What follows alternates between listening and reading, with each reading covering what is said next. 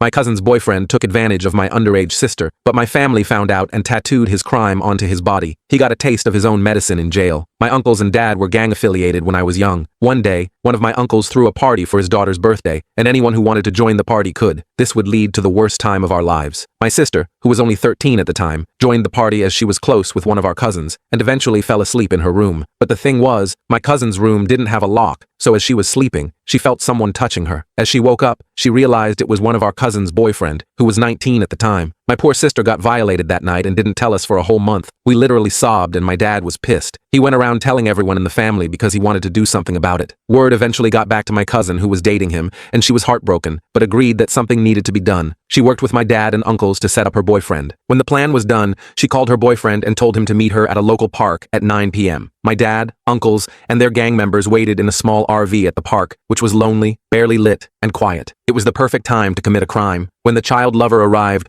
all of them ran up to him and beat the crap out of him. They kicked and punched him until he was blue in the face. Then, they dragged him into the RV, where they continued to beat the crap out of him. But they were also driving to a second location. They were taking him to my uncle's place. Now, the thing with my uncle is that he was an amazing tattoo artist, so only he could get this part of the job done. Once they arrived at his house, my uncle was ready with all his tattoo equipment and gave him some new artwork all over his face, neck, head, and hands. He had child lover, pedo, pissed all over his body. He even branded his entire forehead with the words pedophile. He finished at 2 a.m. and then they dumped him in front of his father's house. He would be discovered by neighbors at 6 a.m. when the sun came out and people started sitting ready for work. To add salt to the wound, my father left a long written note on the door of the child lover's house, explaining what he had done and why he was branded for life. This led to his dad giving him his own set of beatings and finally kicking him out of his house. When we heard the news, we thought he'd be homeless and ostracized, but surprisingly, one of his friends let him stay with him for a while. This only lasted a month before he was found guilty on a people unaliver charge. Apparently, this crime happened 3 months before the incident with my sister. He was then charged with a second-degree person unaliver, along with a few other charges. He was then sent up to Chino Penitentiary. 2 months in the pen, he was R-worded, beat, and finally unalived by some African Americans. His death was caused by a screwdriver being penetrated into his chest 3 times. My uncles and dad have no guilt over this and are glad that there's one less child lover in the world.